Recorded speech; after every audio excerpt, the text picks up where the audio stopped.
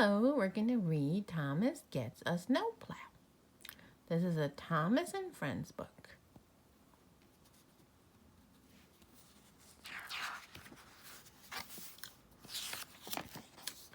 Came from Stickers. Okay. Illustrated by Richard Courtney. Doesn't really say who is the author.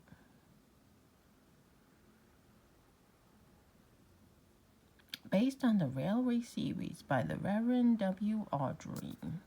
Copyright 2004. Published in the United States of America. I'm always very happy to hear when things are produced in the United States, giving jobs to the American people. Okay. All right, so let's see. This is Thomas. Thomas is a very favorite little train. Early one winter morning, Thomas rolled out of his shed to check the weather. It had snowed a little each day all week. It wasn't snowing just then, but the sky was gray and threatening. "Looks like we're going to have to get out your snowplow soon," Thomas said his driver. Thomas was a really useful engine, but he did not like wearing a snowplow. "No," he said with a frown, "I'm fine just as I am. Besides, my branch line was clear yesterday. I don't need a snowplow. It's not even snowing." "But Thomas," said his driver, "your snowplow would help you be really useful." "Why don't you want to use it?" "Snowplows look silly," Thomas grumbled. "The other engines will laugh at me."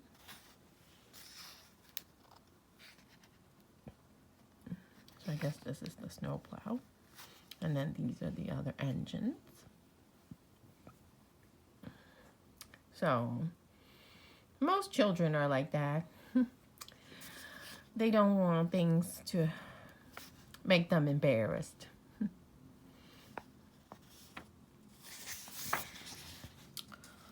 His driver looked up at the cloudy sky and back down at Thomas. "Well, it isn't snowing yet," he said. "Maybe you won't need your snowplow today after all, but you haven't used it since last winter, and we need to make sure it's still in working order. So you're going to have to try it on." "All right," Thomas grumbled reluctantly. When he saw the snowplow, Thomas felt like steaming away. He really didn't want to put it on, but he had agreed. So with a few turns of a screw and a few twists of a bolt, Thomas had a snowplow attached to his front. "There now," said his driver, "it fits perfectly." Just then, James and Henry pulled out of the shed and saw Thomas. "Ah, look, Henry," said James. "Thomas is wearing a snowplow. It looks like a tin can."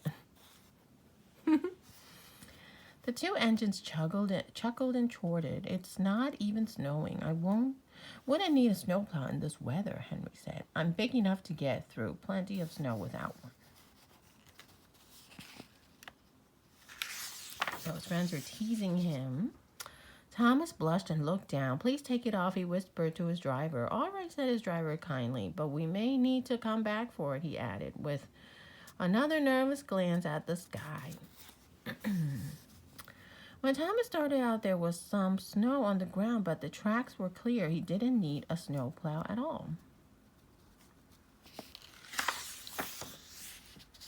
His first stop was at a small station by an inn. As Thomas was pulling up, it started snowing lightly. The innkeeper hurried out to unload supplies. "Mighty cold winter we're having, Thomas," he said. "I'll need these extra blankets for my guests." Peep, peep, and Thomas was off again. Thomas' next stop was at the general store, where he had a large livery to make. "Thank you, Thomas," said the owner of the store. "With this weather, I can never have enough snow shovels, hats, and mittens. My customers will be very happy." Thomas smiled, peeped a farewell, and was on his way once more. By the time Thomas made his last stop, it was snowing hard. The trip home was very difficult. The snow was piling up on the tracks, and it was hard to see. Thomas just went steadily on, concentrating on his warm shed and the other engines waiting for him at the end of the line. See, Thomas thought, I can do this without a silly snowplow. So Thomas is being a little overconfident. Finally, Thomas managed to get back to the shed. Percy, James, and Henry were talking about the snow. I've never seen it snow so hard, said Percy. Suddenly, Sir Topham Hatt hurried in. Toby is stuck in his branch line, he said. We need to go get him or he may be out in the snow all night. Henry, you're the best engineer, so you will have to do it. But it's snowing so hard and it's so cold, said Henry. Sir Topham Hatt gave Henry a stern look. Henry quickly changed his mind and said, but I'm faster than Percy, James, or Thomas, and I'm big enough to get through the snow without a snowplow. So Sir Topham Hatt climbed aboard and they were off. Thomas's driver looked with concern at the swirling snowstorm. I'm putting on your snowplow, he said. I have a bad feeling about the snow. So with a few turns of a screw and a few twists of a bolt, Thomas had his snowplow on again. Just then the engine saw a strange sight. It was hard to tell in the thick snow, but it looked like Henry backing up into the yard.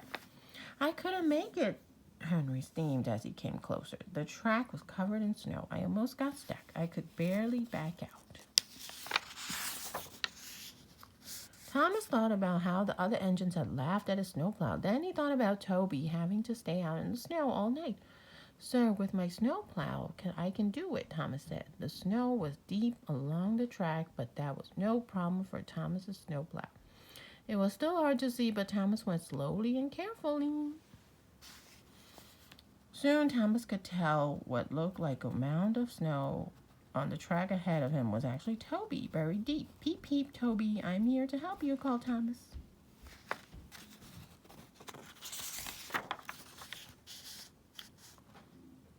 Toby's here. Thomas crept past Toby and switched onto the same track. He carefully backed up to Toby. His driver jumped down and hooked them together. Now pull, his driver called. Thomas pulled. He pulled as hard as he could. Slowly but surely, Toby began to move. But slowly but surely, Thomas pulled Toby through the snowstorm.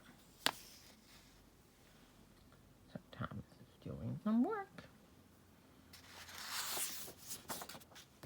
Thank you, Thomas, said Toby. I wouldn't have been out in the cold. I would have been out in the cold all night if it weren't for you and your snowplow. I wish a snowplow would fit over my cowcatcher. Sir Topham Hatt smiled and said, Sir, yes, Thomas, you are a really useful engine, and today you are a hero as well. Thomas beamed. For once he was happy to be wearing a snowplow. No one could see him blushing. So I know a lot of children like Thomas. And here's another story with a DVD and a video. So I know a lot of children like Thomas and friends. I hope you enjoy the read aloud.